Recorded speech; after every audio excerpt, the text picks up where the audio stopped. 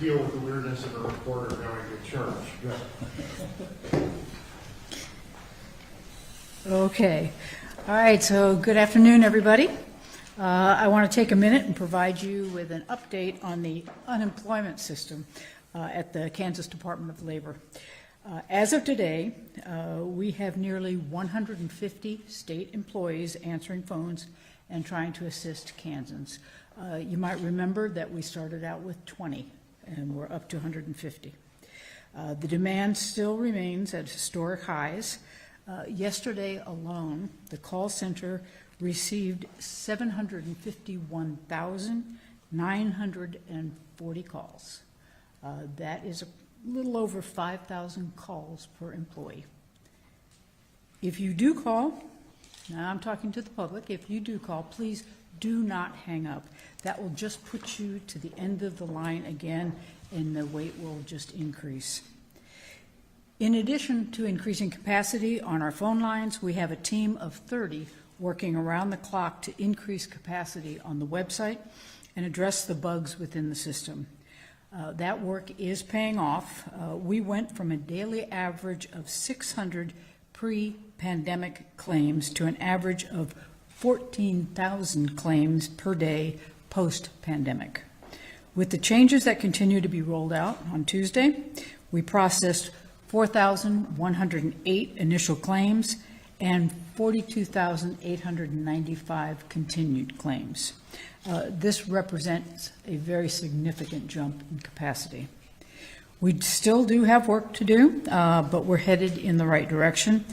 And I do want to take a moment to thank the teams at the Department of Labor and the Office of Information Technology Services for their tireless work on increasing the capacity within the system. I also want to thank all of the employees who are answering the phones now. I know they can't hear this, but hopefully they'll be able to watch it later and know that I very much appreciate the work that they're doing. We will provide you with a more detailed explanation of the situation at Department of Labor tomorrow and announce additional steps that we are taking to ensure that those who are seeking unemployment insurance can get it in a timely manner. As for today, I'd like to give you an update on the medical side of things and some of the steps that we're taking to assist our hospitals. As of today, the Kansas Department of Health and Environment has announced that we now have 1,494 confirmed positive cases of COVID-19 in Kansas. That's up 68 from yesterday. Reported from 63 of our 105 counties. That's up an additional county. And our death rate has now reached 76, up 7 from yesterday. After my briefing this afternoon, I will convene the State Finance Council to discuss funding for an emergency hospital grant program, an effort to help our strained hospitals at this very difficult time. At the onset of the pandemic, our hospitals took immediate action.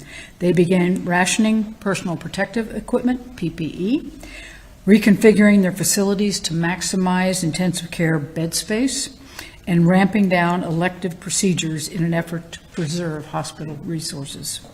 All these steps were essential to ensure that our hospitals were ready to weather the anticipated surge of patients in need of care. As with all mitigation efforts, these steps too have come at a cost. When hospitals scaled back on non-emergent medical procedures, they also forfeited a substantial portion of the revenue that keeps them in business. As they invested in preparedness efforts, their costs increased as income plummeted. At this point, weeks into this emergency, many now struggle just to make payroll. Our hospitals are on the front line of this pandemic. We cannot stand by and do nothing as they stare down a financial crisis on top of a public health crisis. Therefore, this afternoon, the State Finance Council will discuss the $17 million grant program to be administered through KDHE, which will help our hospitals make ends meet until the new federal resources are available. And tomorrow, pending the action of the State Finance Council, I will submit a request for the funding to be included in the Human Services caseload estimates. We need our hospitals focused on saving lives, not on keeping the lights on. This grant program is not going to solve all of the financial challenges that our hospitals currently face and will continue to face for the foreseeable future. But hopefully this can help them stay afloat until more substantial federal resources are made available from the recent stimulus package. My administration has also been hard at work in recent days developing plans for reopening our state's economy. The statewide stay-home order I issued last month is set to expire at midnight, April 19th. Unfortunately, cases continue to increase and new counties continue to have confirmed cases. Internal and external modeling predict a peak somewhere between the 19th and the 29th of April. As we've discussed in prior briefings, the total number of cases are important for determining what the impact will be on our hospitals and, most importantly, our ICU beds. None of our internal projections indicate that Kansas will peak by April 19th. Ideally, we need to see a reduction in the number of cases for 14 days before we begin to relax social gathering restrictions. Therefore, we must extend the stay-home order until midnight, May 3rd.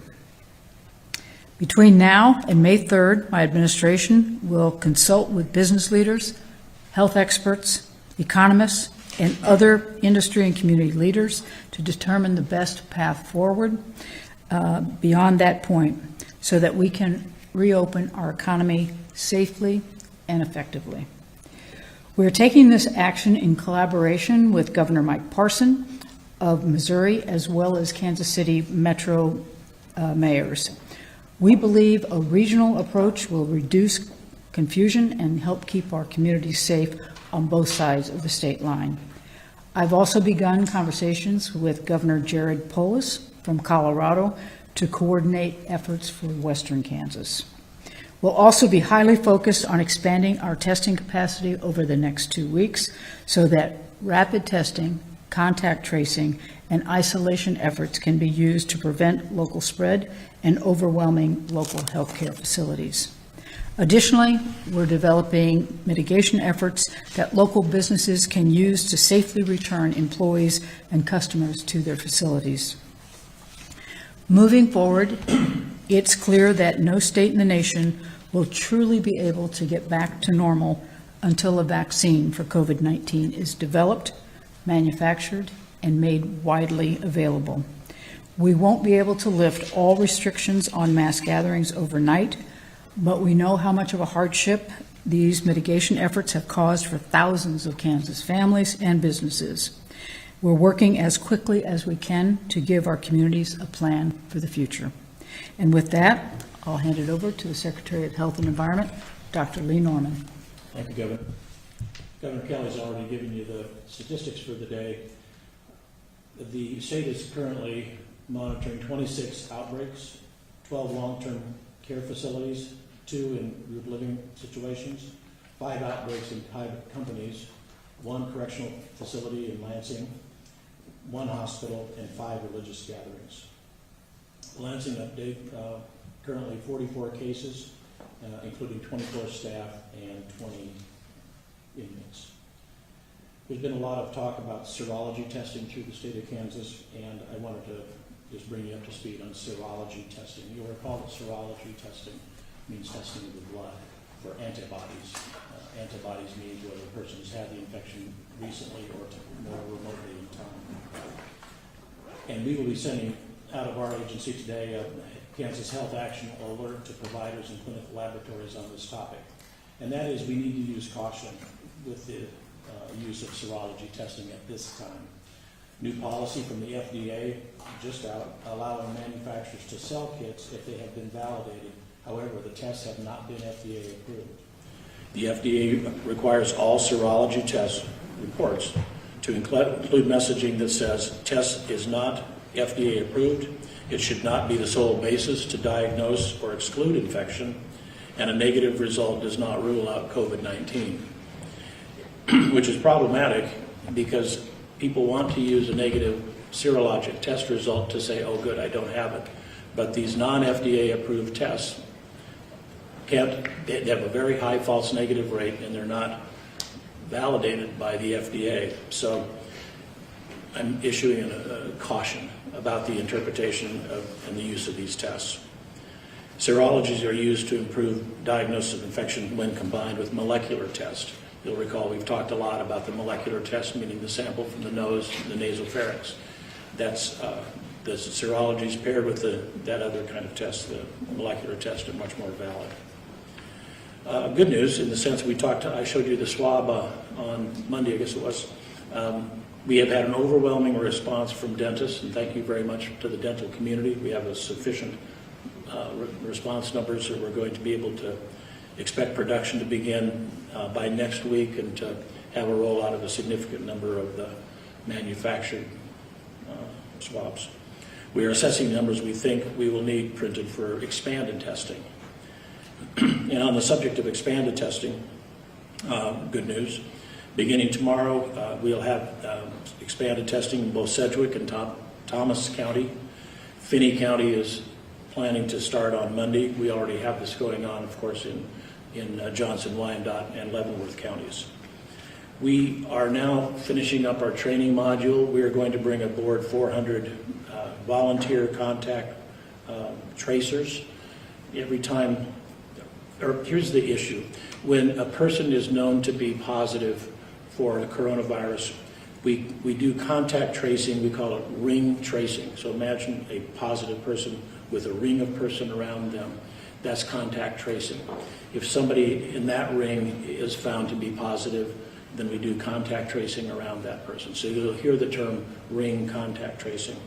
We feel that a number that we need to do this in the state of Kansas is about 400 people, and we're starting to recruit those now.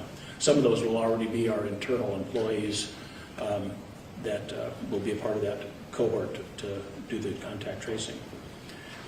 There has been a lot of discussion. We've had a hard time, and no secret to you because we've talked about it regularly, had a hard time getting in the amount of testing materials we want, and we're at the bottom in the United States in terms of the availability of tests provided to us.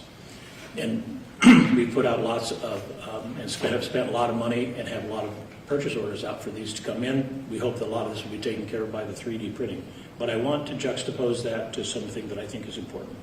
And that is, when you look at the death rates per capita of coronavirus in the state of Kansas, we're 33rd, which means that in this case, it's the farther down you are, the better. So we're in the top third, if you will, of states in the United States for death per capita rates. And we're right about in the middle on the hospitalization per capita. I'd like to improve that on both of those, obviously, to drive them as close to zero as possible. But with all the concern there's been about the testing and the availability of testing, I think it's important to realize that we're identifying, and that's been our testing strategy. We've identified sick people, we've tested sick people. If they need hospitalization, they're hospitalized, and fortunately a fairly low death rate compared to other states on a per capita basis. That's the end of my prepared comments. Okay, let's go for questions. Yeah, Governor, apparently you've gotten a letter from 40-plus legislators asking you to reopen the state to prevent economic damage. Can you respond to that? I think we just did respond to that.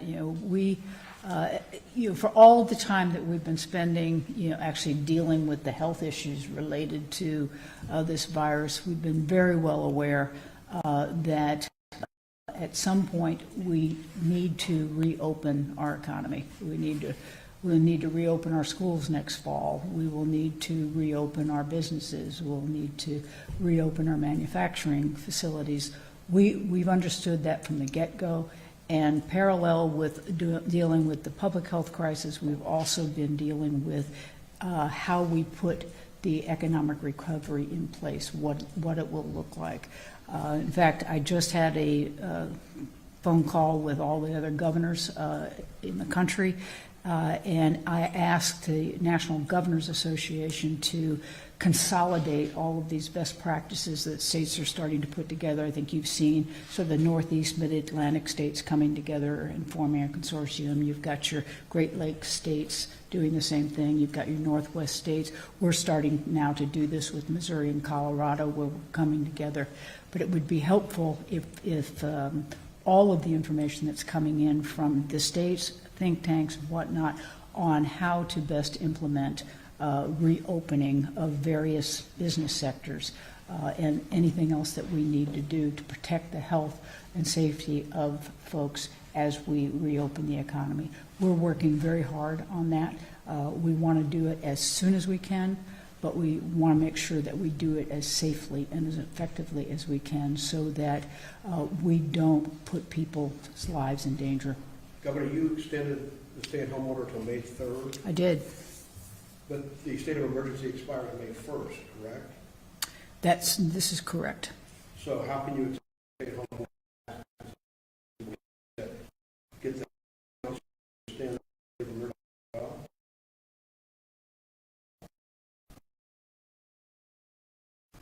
Would be a way to going to be having other conversations and You could figuring also out how be we could taking do a that. for 15 days when the first condition expires, right? I believe that's correct. We're trying to work this out. We are really trying to work in collaboration with the legislature. You know, we don't want to have this constant battle going on. So we're trying to figure out a way that we can work together on this and, you know, move forward together. Then these matters are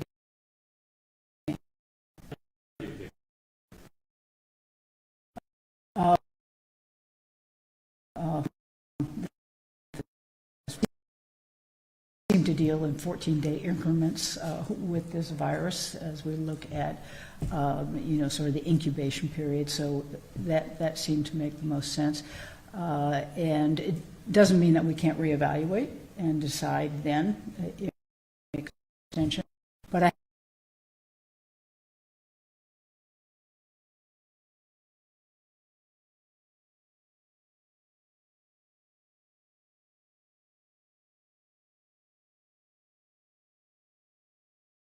they're not quite ready to go there. I think as we go towards recovery, we're going to be looking at a lot of things. The way that this will work for, let's just say, staff,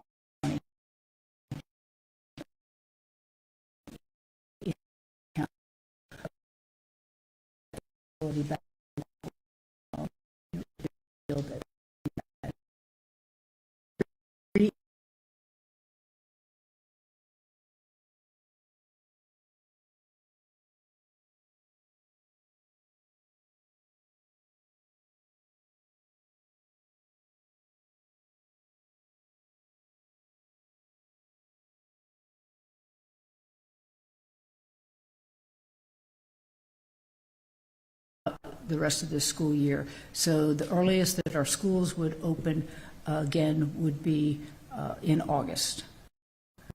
But that doesn't mean our business sector that can open.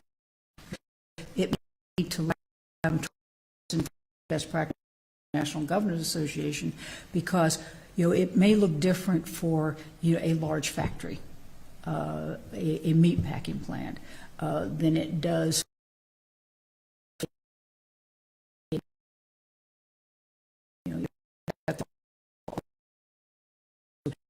with all that be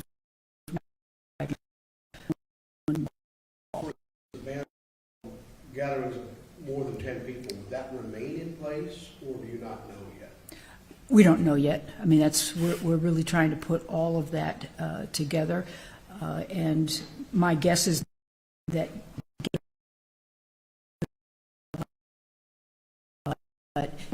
we'll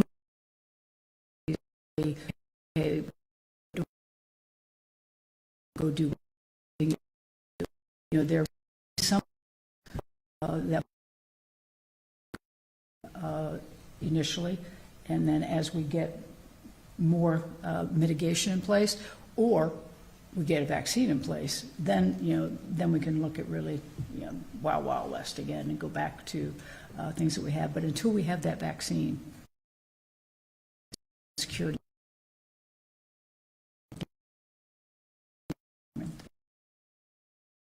The extent of stay for the person dealing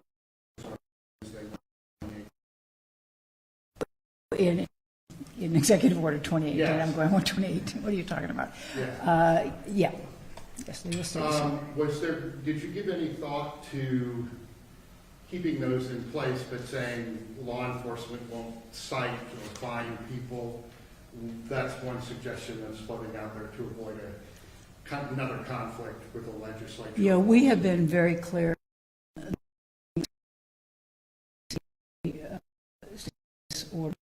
that enforcement is up to the locals, and I think the locals have used very good judgment about whether to be heavy-handed or not. I don't think you've seen them be that way. I think most of the approaches that they have been taking when people are violating the orders has been to go into the situation, educate those people, remind them of why these orders are in place, and then those Kansans have been going back to self-regulating. So it really hasn't been necessary to bring down a hammer. Terry, we understand that Stormont Mills now listed as a cluster site. Can you talk about that and tell us what's going on over there? I don't have all the details since we didn't do the investigation. It was done by the county. So I recommend that you get that information from Shawnee County. What we do know is that there's is a cluster of people that were associated with maybe one index case where it started, and I think the hospital handled it beautifully. They did the necessary cleaning, closures, quarantining of individuals. County did their job, and with this case, we're just the recipient of the information.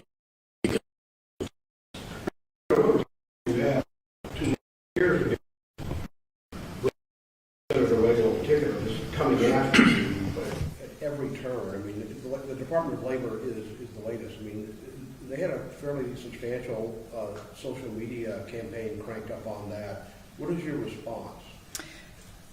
Well, Jim, I have asked all legislators and everyone in my administration to let's set aside politics right now. We have a crisis on our hands, and we need to work through these things. So I'm not going to get political right now in response to this. I'm just going to continue to focus on fixing the problems that we need to fix and ensuring that Kansans are safe. I welcome all the legislators to come on and work with me. What about the suggestion that the phones for the Department of Labor be staffed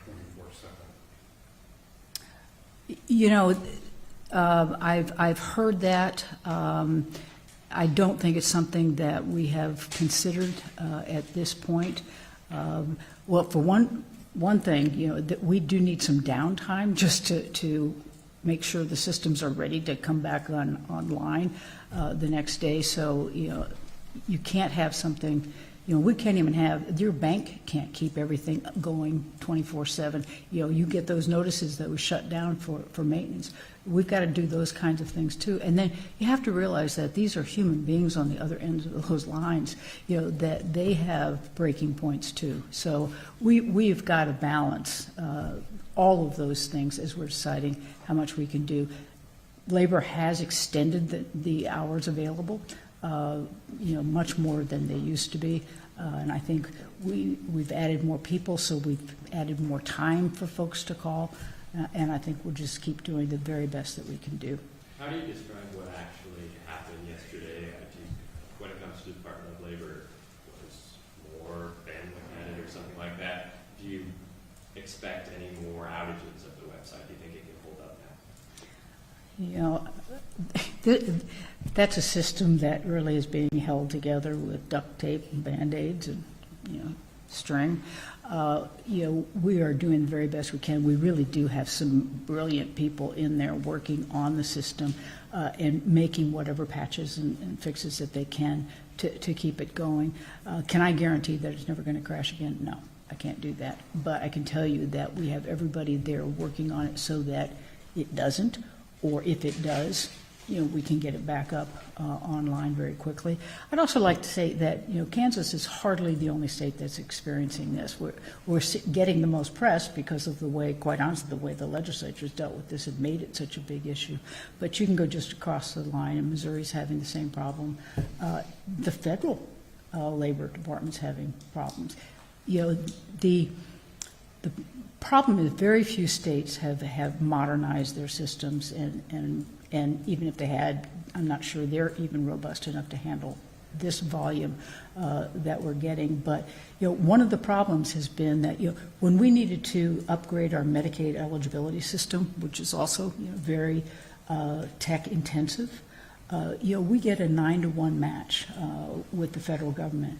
You don't get that in labor. That's all on the state.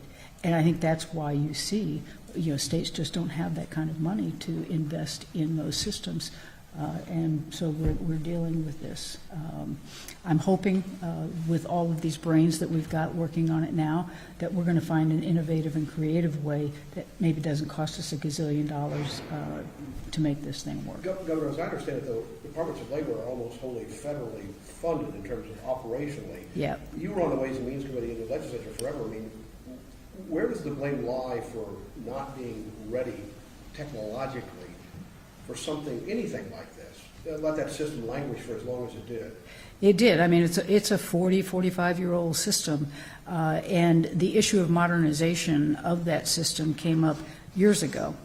But it wasn't really until Secretary Garcia got in there, and one of the very first things that she did was turn her attention to modernizing that system.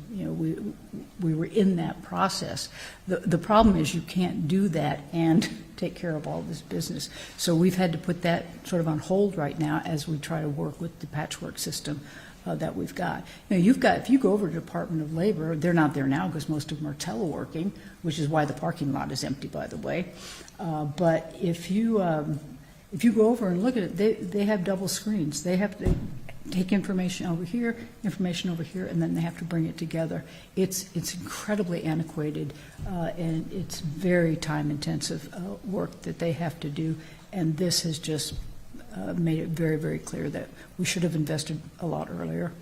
Governor, one of the issues that's arisen in all of this is air quality and not having people subject to respiratory diseases and burning. The request to lessen burning in the Flint Hills, some folks say hasn't worked. Are you considering a ban on burning in the Flint Hills? I'm going to punt that question over to the Secretary of Health and Environment, since that's his agency's bailiwick. Thank you, Governor. We did request that the landowners not burn as much this year, and we did about 2 weeks ago, triggered off excess pollutants in the air, if you will, in a couple of counties. It has not been a sustained increase above the attainment level. That's the word I'm looking for. So I don't have the inclination to recommend that now, because we're well within the attainment levels. But I think that would be considered if we had continued high number of coronavirus cases and influx into hospitals and that kind of thing. But we actually are not seeing an unusual amount of clinical activity now in those facilities. Dr. Norman, a question from Celia. What antibody test has Kansas purchased, and how are we validating to check that results are specific to the COVID-19 virus?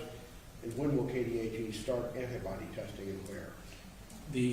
That was about 3 or 4 questions, actually, Jim. All right, That's okay. That was from Celia. No, from Celia. Yeah, that's Celia's fault, not mine. Okay. The question was about serology testing. It's 2 different kinds of antibodies, IgM and IgG. The IgM is test for did the patient have it recently, and then the IgG, did they have it remotely. The problem we have with the test I just described, and it's been implemented in at least one location in Kansas, and then subsequently had been retracted, is because it does not test for COVID-19. It tests for coronavirus, and there's many different coronaviruses. We have not received any of the serology testing yet, but when we do, we will do it in a very targeted manner in high-risk areas first to see that drives our cohorting of people. For example, corrections. You have people in very close approximation with each other, and that would allow us to know if this is a population of people who are immune, and it's coronavirus 19. Not all coronaviruses. And there's non-immune, we would cohort those people differently based on that. So it would probably be in those, initially, if we have enough supply, it would be in those settings where there's restricted mobility and people are at the highest risk. How far are we from that? We thought we'd get this stuff now.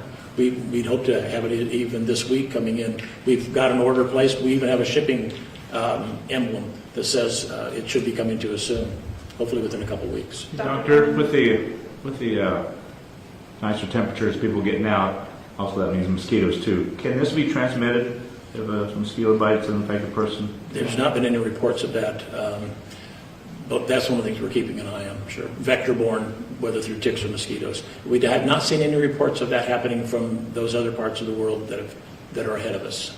Dr. Norman, any idea on how long it will take to get a vaccine? Probably another year. Governor, can you go back to reopening the state? How do you describe the process of who you'll be talking to? Kind of, will the final decision lie with you? Will you listen to Secretary Norman? How will that go about?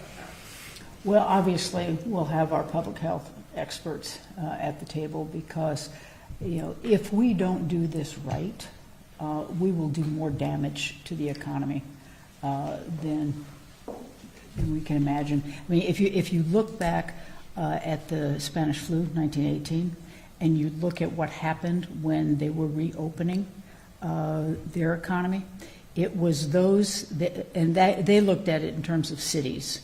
So they looked at a place like Minneapolis, St. Paul, and St. Paul sort of opened up quickly, and Minneapolis took a little more time, did it a little bit more cautiously, but long after it was all over, Minneapolis was far ahead economically than St. Paul because they did it right.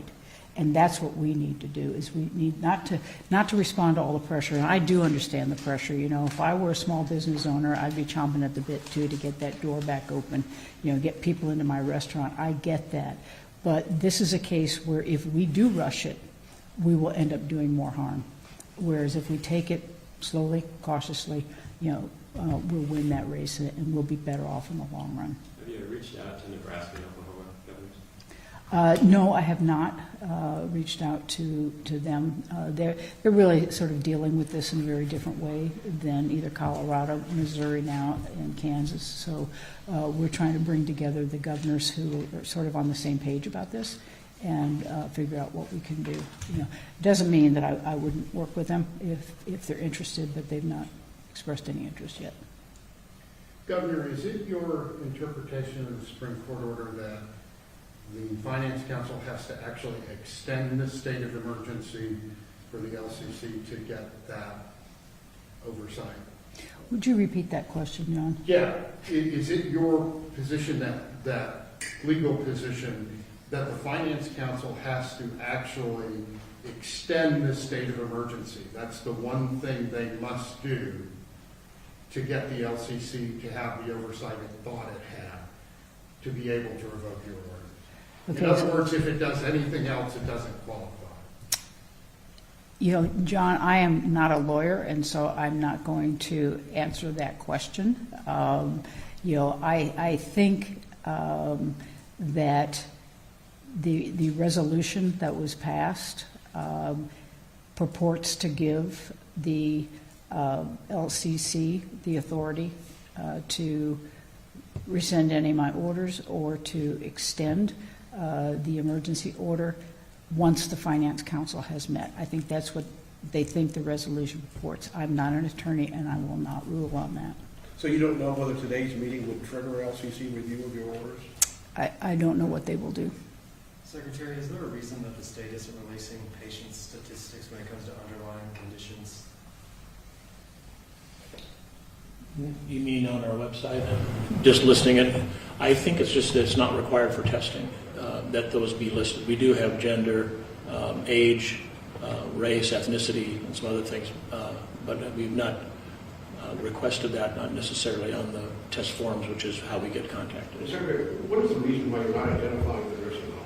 Wouldn't you think that might be important for people to know? Well, first off, the investigations are done by the local health officers and the local health departments, and they do release it if there's, through contact tracing, they said there's people out there that we do not, we're not able to know where they are, who they are, we can't reach them, but we know they're out there. That's when they will release the name of that. If they feel like they've done sufficient contact tracing, that there's nobody out in the community, free living, then they do not choose to release that, and we don't feel the need to do that if the local health department doesn't.